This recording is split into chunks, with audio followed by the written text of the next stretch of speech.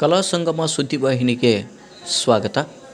ಸುದ್ದಿಯನ್ನು ಬರೆದು ಪ್ರಸ್ತುತಪಡಿಸುತ್ತಿರುವವರು ಮ. ಮೇಘಾಡಿ, ಅಧ್ಯಕ್ಷರು, ಕನ್ನಡ ಸಾಹಿತ್ಯ ಪರಿಷತ್, ರಬಕವಿ ಬನಹಟ್ಟಿ ತಾಲೂಕಾ ಘಟಕ. ಈ ಒಂದು ಸುದ್ದಿಯ ಸಂಯೋಜನೆ ಮಾಡಿದವರು ಶ್ರೀ ಯಶವಂತ ವಾಜಂತ್ರಿ, ಮಾಜಿ ಅಧ್ಯಕ್ಷರು, ಕನ್ನಡ ಸಾಹಿತ್ಯ ಪರಿಷತ್ ತಾಲೂಕಾ ಘಟಕ, ಜಮಖಂಡಿ. ಸುದ್ದಿ ಮುಖ್ಯಾಂಶಗಳು. ಗಳಿಕೆಯಲ್ಲಿ ಮಿತ ಬಳಕೆ ಇದ್ದರೆ ಉಳಿಕೆಯಾಗುವುದು ಖಚಿತ. ಮೃತ್ಯುಂಜಯ ರಾಮದುರ್ಗ.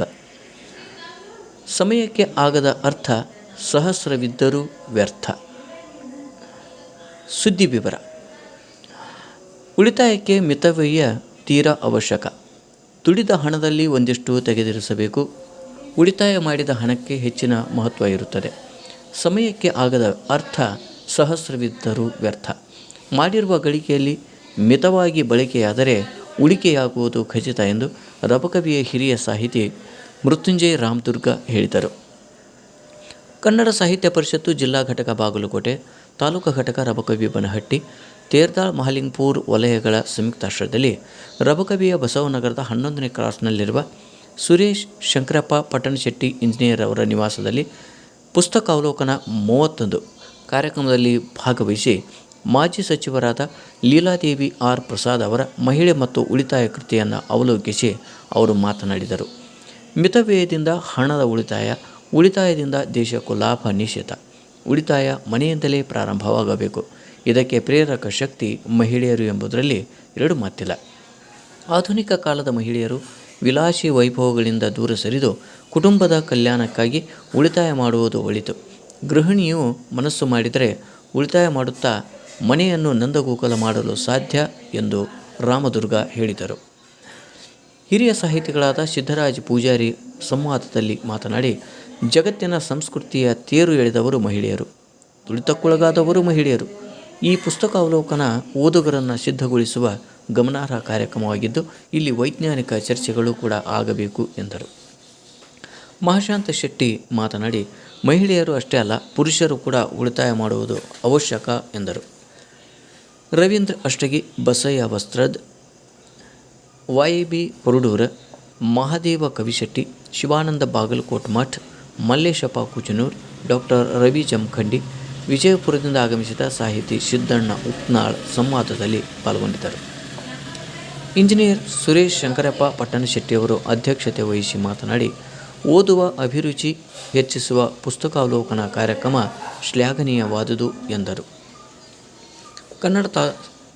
ಕನ್ನಡ ಸಾಹಿತ್ಯ ಪರಿಷತ್ತಿನ ತಾಲೂಕಾ ಘಟಕದ ಅಧ್ಯಕ್ಷರಾದ ಮ. ಮೇಘಾಡಿ ಪ್ರಾಸ್ತಾವಿಕವಾಗಿ ಮಾತನಾಡಿ, ಕನ್ನಡ ನುಡಿ ತೇರನ್ನು ಕನ್ನಡ ಮನಸ್ಸುಗಳೆಲ್ಲ ಒಂದಾಗಿ ಚೆಂದಾಗಿ ಮುನ್ನಡೆಸಲು ಹಿರಿಯ ಸಾಹಿತಿಗಳು, ಎಲ್ಲ ಮಾಧ್ಯಮದವರು, ಸಾಹಿತ್ಯಾಸಕ್ತರ ಪ್ರೋತ್ಸಾಹ ಸಹಕಾರಿಯಾಗಿದೆ ಎಂದರು. ಪುಸ್ತಕಾವಲೋಕನ ಕಾರ್ಯಕ್ರಮಕ್ಕೆ 6 ತಿಂಗಳು ಅಗತ್ಯವಿರುವ ಎಲ್ಲ ಪುಸ್ತಕಗಳನ್ನು ನೀಡುವುದಾಗಿ ವಾಗ್ದಾನ ಮಾಡಿದ ಮಲ್ಲೇಶಪ್ಪ ಕುಚನೂರ್ ಗಣ್ಯರನ್ನು ಹಾಗೂ ಅನುಪಮ ಪ್ರಕಾಶನದಿಂದ 50ಕ್ಕೂ ಹೆಚ್ಚು ಪುಸ್ತಕಗಳನ್ನು ಕೊಡುವುದಾಗಿ ಹಿರಿಯ ಸಾಹಿತಿಗಳಾದ ಸಿದ್ದಣ್ಣ ಉತ್ನಾಳ್ ಅವರು ವಾಗ್ದಾನ ಮಾಡಿದ್ದಕ್ಕೆ ಅವರನ್ನು ಕಸಾಪ ವತಿಯಿಂದ ಸನ್ಮಾನಿಸಲಾಯಿತು. ಸನ್ಮಾನವನ್ನು ಸ್ವೀಕರಿಸಿ ಮಾತನಾಡಿದ ಇವರು, ರಬಕವಿ ಬನಹಟ್ಟಿ ತಾಲೂಕಾ ಕನ್ನಡ ಸಾಹಿತ್ಯ ಪರಿಷತ್ತು ಮನೆ ಮನೆಗೆ ಸಾಹಿತ್ಯವನ್ನು ಮುಟ್ಟಿಸುವ ಕಾರ್ಯ ಮಾಡುತ್ತಿರುವುದು ಶ್ಲಾಘನೀಯವಾಗಿದೆ. ಈ ಉತ್ತಮವಾದ ಕಾರ್ಯಕ್ರಮದ ಪ್ರಭಾವಕ್ಕೆ ಒಳಗಾಗಿ ನಾನು ಈ ಕಾರ್ಯಕ್ರಮದಲ್ಲಿ ಭಾಗವಹಿಸಲು ವಿಜಯಪುರದಿಂದ ಬಂದೆ ಎಂದು ಉತ್ನಾಳ್ ಅವರು ಹೇಳಿದರು. ಕನ್ನಡ ಸಾಹಿತ್ಯ ಪರಿಷತ್ತು ನಿರಂತರ ಕ್ರಿಯಾಶೀಲವಾಗಿರಬೇಕು ಎಂದು ಈ ಸಂದರ್ಭದಲ್ಲಿ ಹೇಳಿದರು. ಹಿರಿಯ ಸಾಹಿತಿ ಶಿವಾನಂದ ದಾಶಾಳ್, ಗಣ್ಯರಾದ ಪರಪ್ಪ ಪೂಜಾರಿ, ಡಾಕ್ಟರ್ ಸಂಗಮೇಶ್ ಹತಪಾಕಿ, ನಗರಸಭಾ ಸದಸ್ಯರಾದ ಗೌರಿ ಮಿಳ್ಳಿ, ಸವಿತಾ ಹೊಸೂರ್, ಹಿರಿಯರಾದ ಸುಭದ್ರಾ ಪೂಜಾರಿ, ಹಿಮಾ ಪಟ್ಟಣಶೆಟ್ಟಿ, ಪ್ರಭಾವತಿ ಕೋಟ್ಯಾಳ್, ಕನ್ನಡ ಸಾಹಿತ್ಯ ಪರಿಷತ್ತಿನ ಗೌರವ ಕಾರ್ಯದರ್ಶಿ ಶ್ರೀಶೈಲ್ ಬುರ್ಲಿ, ಗೌರವ ಕೋಶಾಧ್ಯಕ್ಷರಾದ DB ಜಯಗೊಂಡ್, ಈರಣ್ಣ ಗಣಮುಖಿ ಸೇರಿದಂತೆ ಅನೇಕರು ಕಾರ್ಯಕ್ರಮದಲ್ಲಿ ಭಾಗಿಗಳಾಗಿದ್ದರು. ಶಿಕ್ಷಕಿ ರತ್ನಾ ಝಳಕಿ, ಶ್ವೇತಾ ದುಂಬಾಳೆ ಪ್ರಾರ್ಥಿಸಿದರು. ಕನ್ನಡ ಸಾಹಿತ್ಯ ಪರಿಷತ್ತಿನ ತಾಲೂಕಾ ಘಟಕದ ಸದಸ್ಯರಾದ ಶರತ್ ಕುಮಾರ್ ಜಂಬಗಿ ಸ್ವಾಗತಿಸಿದರು. ಇನ್ನೋರ್ವ ಸದಸ್ಯರಾದ NN ಬೇವೂರವರು ಕಾರ್ಯಕ್ರಮ ನಿರೂಪಿಸಿದರು. ಪ್ರಗತಿಪರ ರೈತರಾದ ದಾನಪ್ಪ ಆಸಂಗಿ ನಾವಲ್ಗಿಯವರು ವಂದಿಸಿದರು. ಧನ್ಯವಾದಗಳು.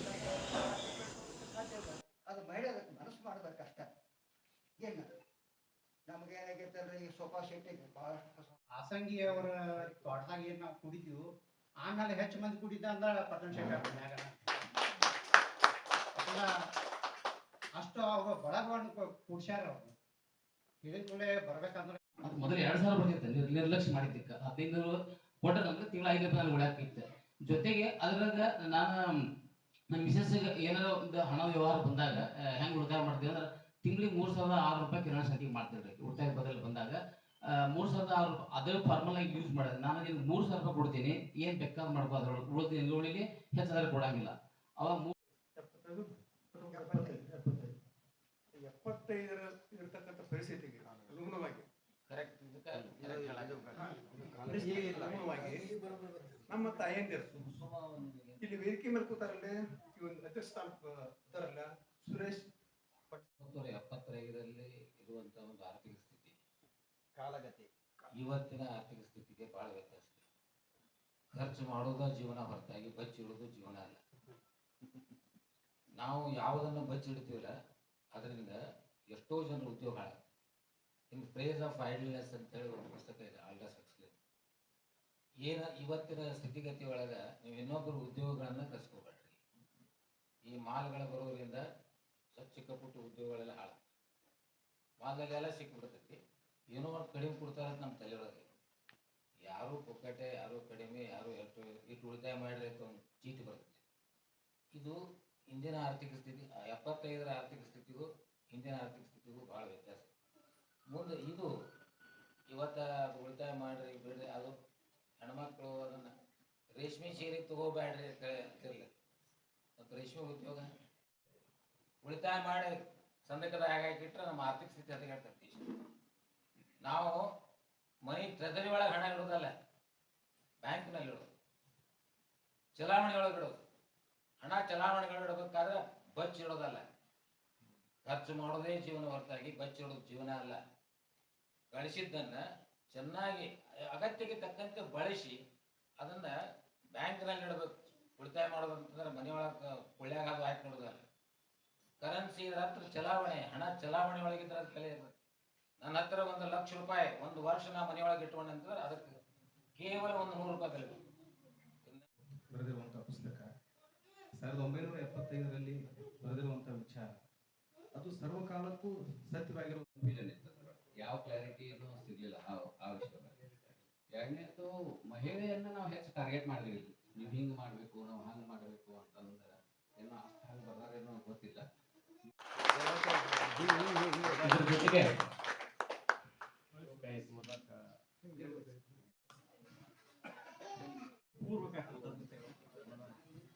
ಇಲ್ಲಿಯವರೆಗೆ ಒಂದು ಪುಸ್ತಕ ಆಗ್ಬೇಕಲ್ಲ ಏನೋ ನಡೀತಿಲ್ಲ. ಈ ಮಹಿಳೆಯರನ್ನ ಉಳಿತಾಯ ಮಾಡ್ಲಿಕ್ಕೆ ಹೇಳಾಕತ್ತಾರೋ, ಖರ್ಚು ಮಾಡ್ಲಿಕ್ಕೆ ಹೇಳಾಕತ್ತಾರೋ, ಅವ್ರು ಉಳಿತಾಯ ಮಾಡಾಕತ್ತಾರ ಅಂತ ಹೇಳತ್ತಾರೋ, ಅದು ಏನೂ ನಮಗೆ ತಿಳಿಲಿಲ್ಲ. ನಾವು ನಮ್ದ ಮನಗಂಡ ಉಡಾಪಿ ತೋರಿಸಿ ಏನ್ ಬೇಡ್ದಾಳ ಅದ್ರ ಎಲ್ಲ ತಂದು ಕೊಟ್ಟು ನಾವು ಸಾಲ ಮಾಡಿ ತಂದು ಕೊಟ್ಟಿವಿ ಅಂದ್ರೆ ಆಕೆ ಹೇಳ್ಬದನ ಹೋಗ್ತಾವ. ಅದಕ್ಕೆ ಬರೀ ನಾವು ಮಹಿಳೆಯರಿಗೆ ಬುದ್ಧಿವಾದ ಹೇಳೋಕ್ಕಿಂತ ಮೊದಲು ನಾವು ಸರಿಯಾಗಿ ಇದ್ದುಕೊಂಡ ಮಹಿಳೆಗೆ ನಾವು ಉಪದೇಶ ಮಾಡೋದು ಚಲೋ ಅಂತ ನನ್ನ ಅಭಿಪ್ರಾಯ. ಮತ್ತೆ ಬರೀ ಉಳಿತಾಯ ಮಹಿಳೆ ಹಂಗೆ ಖರ್ಚು ಮಾಡ್ತಾಳೆ. ನಾನು ಆಭಾರಿಯಾಗಿದ್ದೇನೆ. ಈ ಕಾರ್ಯಕ್ರಮವನ್ನು ಅಚ್ಚುಕಟ್ಟಾಗಿ ನಮ್ಮ ಕನ್ನಡ ಸಾಹಿತ್ಯ ಪರಿಷತ್ ಮೇಘಾಡಿಯವರು, ಮುಕ್ತಾಳ್ ಸರು, ನಮ್ಮ ಗುರುಗಳಾದಂಥ ರಾಮದುಲ್ ಸರು, ಜೀವ ಮಲ್ಲೇಶ್ವರವರು, ಕೋಶೆಟ್ಟಿ ಗುರುಗಳು, ದಾಸವಾಸ ಸಿದ್ದರ ಪೂಜಾರ್ ಗುರುಗಳು, ಅವರಿವರು ಅನ್ನೋದು ಎಲ್ಲರೂ ನಮ್ಮ ಮನೆಗೆ ಬಂದು ಈ ನಮ್ಮ ಕಾಲನಿಯ ಜನತೆಗೆ ಮತ್ತು ಊರಿನ ಜನತೆಗೆ ನಮ್ಮ ದೇಶಕ್ಕಾಗಿ ಒಂದು ಭವ್ಯ ಸಂದೇಶವನ್ನು ರವಾನೆ ಮಾಡ್ತಾ ಇದ್ದೀರಲ್ಲ, ಇದು ನಿಜಕ್ಕೂ ಒಂದು ಉತ್ಸಾಹದ ಒಂದು ಸಂಗತಿ ಹೇಳ್ತಾರೆ. ಇಲ್ಲಿ ನೀವು ನಡೆದವರೆಲ್ಲ ಏನಿದೆಪ್ಪ ಅಂದ್ರೆ ಎಲ್ಲರೂ ನಿರೀಕ್ಷೆ ಇಲ್ಲದವರು ಇದ್ದೀರಿ. ನೀವೆಲ್ಲರೂ ನಿರೀಕ್ಷೆ ಇಲ್ಲದವರನ್ನು ನಿಯಂತ್ರಿಸುವವರು ಆರು ಅನ್ನುವಾಗ ನೀವೆಲ್ಲರೂ ಏನಿದಾರಲ್ಲ ನಿರೀಕ್ಷೆ ಇಲ್ಲದವ್ರು. ಎಲ್ಲ ನಿರೀಕ್ಷೆ ಒಳಪಟ್ಟಂಥವ್ರು ಏನದಾರಲ್ಲ ರಾಜಕೀಯ ಹಣದಾಸೆಗಾಗಿ ಎಲ್ಲವನ್ನು ನನ್ನದೇ ಆಗ್ಬೇಕಂತ ಆಸೆಗೆ ದುಂಬಾಲ್ ಬಿದ್ದು ಹೋಗ್ತಾ ಇದ್ದಾರೆ, ರಾಜಕೀಯ ವ್ಯಕ್ತಿಗಳಾಗಲಿ ಅನ್ಯರಾಗಲಿ. ಆದ್ರೆ ತಾವೇನಿದಿರಲ್ಲ ಯಾವ ನಿರೀಕ್ಷೆಗಳು ನಿಲ್ದವ್ರು ಏನಿದಾರಲ್ಲ ನಿಮ್ಮನ್ನು ನಿಯಂತ್ರಿಸಕ್ಕೆ ಯಾರೂ ಸಾಧ್ಯ ಇಲ್ಲ. ಈ ಪುಸ್ತಕ ಅವಲೋಕನ ಕಾರ್ಯಕ್ರಮ 35 ಇದೇ ರೀತಿಯಾಗಿ ಇದು ದಾಖಲೆ ಪ್ರಮಾಣದಾಗ ಪ್ರತಿಯೊಬ್ಬ ಮನೆಗೂ ಹೋಗಿ ಅನ್ನೋದು ನನ್ನ ಅಭಿಲಾಷೆ. ಯಾಕಂತಂದ್ರೆ ಇವತ್ತಿನ ದಿನಮಾನದಾಗ ಏನಾಗೈತಪ್ಪ ಅಂತಂದ್ರೆ ಎಲ್ಲ ಟಿವಿ ಬಂತು, ಮೊಬೈಲ್ ಬಂತು, ಮಕ್ಕಳನ್ನು ಒಂದು ಹಾದಿ ಹಿಡಿಸ್ಕೊಂಡು ಹೋಗುವಂತ ಬನಹಳ್ಳಿ ಗ್ರಾಮದ ಕಾಡಸಿದ್ದೇಶ್ವರನನ್ನ, ಮಾಲಿಂಗೇಶ್ವರನನ್ನ, ಪ್ರಭುದೇವರನ್ನ, ಮಹಾದೇವರನ್ನ